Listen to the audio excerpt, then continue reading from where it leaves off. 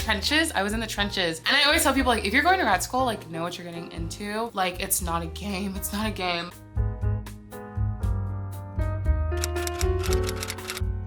If you're applying to grad school, you need to watch this video before you start because there's so much that you need to consider before you send in those applications. Hey everyone, welcome back or welcome to my channel. My name is Rachel and we are well into fall season. It's like 40 degrees in the evening here. It's so cold. That also means that people are doing grad school applications. I would say 2-ish plus, is it 3 years now?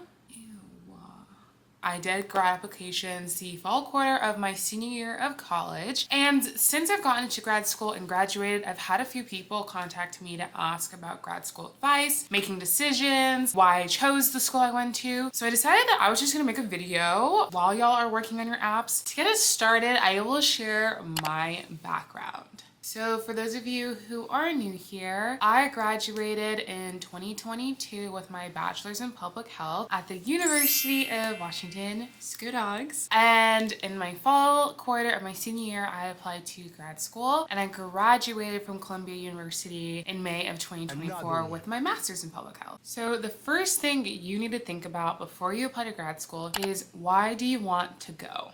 And it sounds like such a simple question, but there's so many reasons why people go to grad school. There's a ton of good reasons and there's also some bad reasons for wanting to go. Like, you need to be pretty certain on what your goals are for grad school because it's such an expensive decision to make. I personally wanted to go to grad school because I wanted to work in an administrative position. I was like, I might as well just go get my master's now and get it out of the way. So then when those job opportunities come, I can just be ready and have the credentials for that job. I also wanted to be able to have a higher starting salary with my master's. Before I go more into the details, all that to say, like, I am young. Like, I went straight from undergrad through grad school. I had a lot of internship work experience, but I wasn't working full time until after I graduated grad school. So like, depending on where you are in your life, like, these decisions you're making are going to look very different. My experience is coming as someone who went to college, went straight to grad school, now is working full time. We will get into more about like maybe talking to people who may have a more similar lifestyle or trajectory as you and how helpful that can be while you're deciding to make the decision to go to grad school. After you've determined your why for going to grad school, you need to think of what criteria you want to follow in order to pick the schools. So this can be based on location, maybe you're considering the ranking or prestige of the institution, what network or job opportunities would come out if you decided to go to that specific program, the types of research they offer or the skills that you would gain from the program. For myself, when I was considering what programs or schools I was interested in, the first thing I did was I started an ongoing list of just any program that caught my eye. I did this summer before my senior year. So I would just turn on the TV, sit down, have a show playing in the background, and I would just like go online and literally look up like public health grad programs. And I would go by school, make an Excel sheet and just like put the school name, what requirements they had for their application, how much was tuition, and then going through like these things that I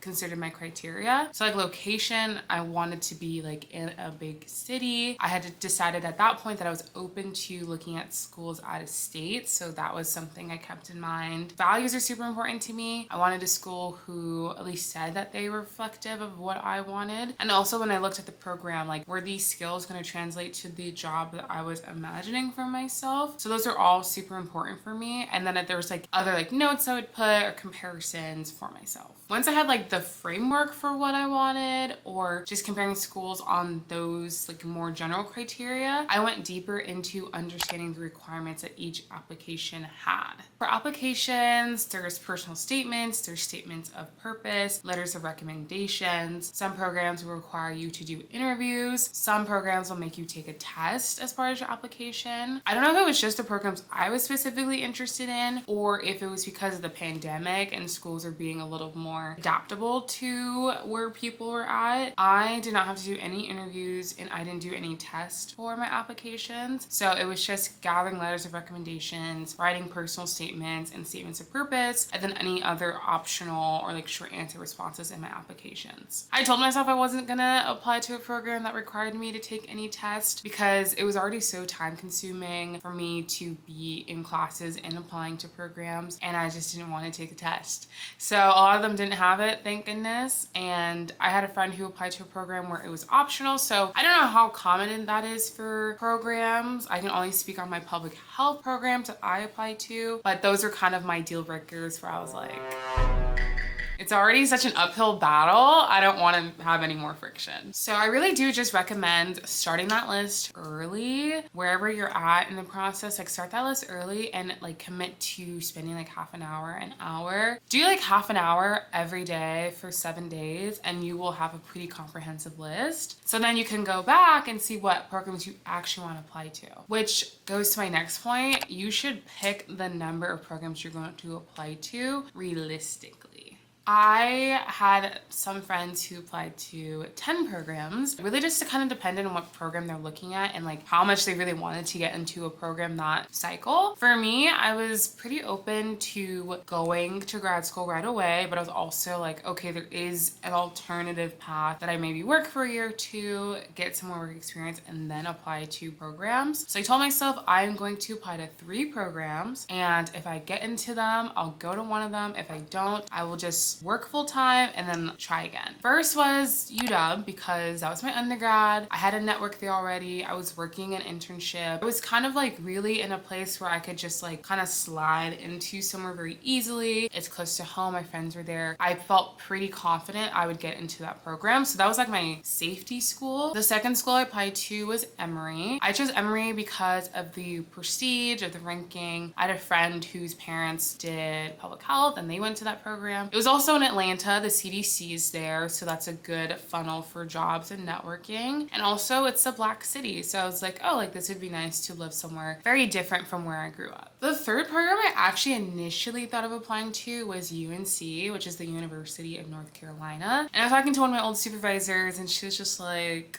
UNC? And I was like, yeah. And she was just like, you give very much city girl vibes. She goes, I'm not sure if UNC is a place that you would thrive. And I was like, wait, that's such a good point. Cause I didn't even think about that. I didn't think about anything around it. I was just like, this school. So then I ended up changing that application to Columbia because I was in New York City. I was just like, this is more of a reach school. I don't know if I'm gonna get into it, but if I did, then I could live in New York. And then I ended up getting into all 3 of my programs. So it really came down to what do I want to experience for my grad school those 2 years. Do I want to play it safe and stay in Seattle? Do I want to try it Atlanta? The cost of living should be cheaper and I'll have this very unique experience I've never had. Or do I want to go to New York City and be a real city girl and just live it up? And I ultimately decided to go to Columbia. A huge component for grad applications, college applications is your essays. Just writing essays about yourself, like you're selling yourself, and it's just like, what can I possibly say while still being like genuine and authentic to myself, but obviously trying to like show that I should go to this program. I wrote so many drafts and she would read through them and she'd help me and edit, and she really gave me great insight for like what the admissions office was looking for. And the main things that I felt like were important for those essays were, why do I want to go to this school or program? Like, what's my why? And that's why I think it's so important for you to know why you're going to grad school, not just so you can like tell people why you're going to grad school, but so you can write about it in your essays and feel confident that you have a clear path there. But also what specifically about that school or program is different than other programs that is making you want to apply. I was like going through and comparing like what were the values that these schools had that matched with me, who were the professors that worked there that I would want to do research for, or like organizations that I would see myself being in the future. What about their coursework was something that I was like, I can only get this here, or I only want to get this here, and writing about that. And then of course, I think you need to talk about yourself in a way that explains like why you're in the field that you are in. For me, public health is very value driven. I chose public health because it's like that intersection of healthcare and social justice. So I have a lot to say when it comes to my personal experiences. Find something that you're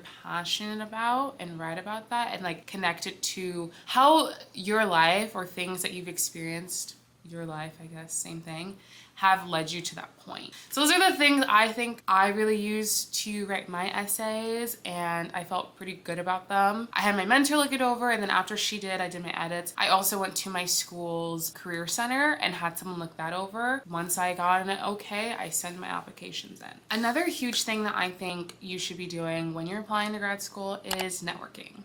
There is so much you can learn from people. When I was applying to grad school, I was like, dude, I don't really know what I'm doing. I just know I want to go to grad school. I have this mentor I can talk to, but like I kind of need to talk to people who have gone through a similar process to me, because my mentor was a great resource, but her background wasn't public health, but epidemiology, and that wasn't my background. So I needed to talk to more people who were in the specific programs that I was applying to. So I would go on LinkedIn, I would go to the school, I would go to the people's tab, and I could see like where people were working, where they were located, and just like kind of see like the industries they were in. And that helped me kind of just refine like who to talk to. If there was someone who went to my undergrad in the same program I was applying to at the school I wanted to go to, I can talk to them about like how they got to where I want to be. Another thing I thought about was like who's gonna have like a shared lived experience as me, and that was something that I thought would help me really see like more what my experience would be at that program. So like I wanted to talk to other Black women who were going to these schools. What's the vibe? Like what's the experience there like?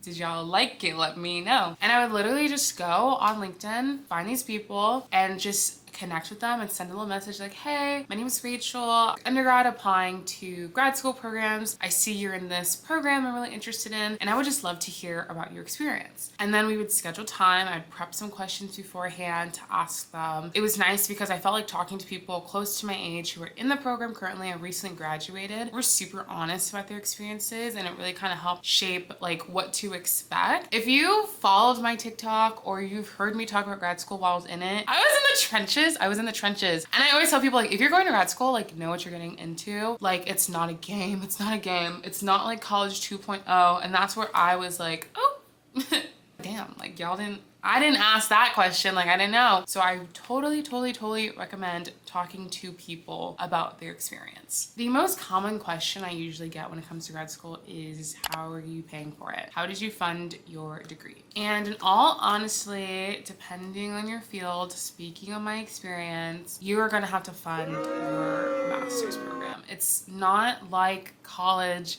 where there's more scholarships, because it's like you're getting a professional degree. Like you could technically go without it. So I feel like there's less support when it comes to funding. I feel like there's other routes you can go to fund your degree, but I just want to be like super really honest, like it's much harder to find that in grad school than it is in college. I think if you are thinking about how to fund your degree, there's a couple options. Fellowships are an option. You can apply to a fellowship, and there's usually like a 1 to 2 year requirement. They'll cover your tuition. Fellowships were something I looked into a little bit, but there wasn't a lot that was of interest to me, so I didn't really go down that route. But if fellowships are something you're interested in, I like highly recommend talking to someone who might have done one, or looking up to see like what is offered in the field that you're going into. Scholarships are always a way to fund your program. I did look for scholarships. I felt like it was harder. Like I felt like scholarships were more geared towards undergrad degrees, but there are still some out there. Something I did was I reached out to the financial aid office of the programs that I was interested in and asked them like, where can I look for scholarships? What are some ways that I can fund this degree? So I really recommend doing that, like talking to the programs, talking to students. I did that a lot too, like asking them like, will you talk to me about like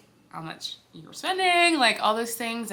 But primarily, sadly, like loans are a huge way that people have to pay for it, and you should just like mentally prepare yourself. Because I remember I signed my paper to take my loan out. Why did I cry? Because I was like, damn, I'm locked in now. I have to go. So like mentally prepare yourself for that. But also like if you've been working for a few years, sometimes companies will pay for your tuition to go to programs. And then also like there's some loan forgiveness depending on what program you're in. So I recommend looking into all of those things. I hope this video helped. If you have other questions, feel free to comment them down below and I will respond. I am not a grad school expert. I can only speak on my experience, but I hope this video was helpful. If you liked it, please give it a thumbs up, and I will see you guys in the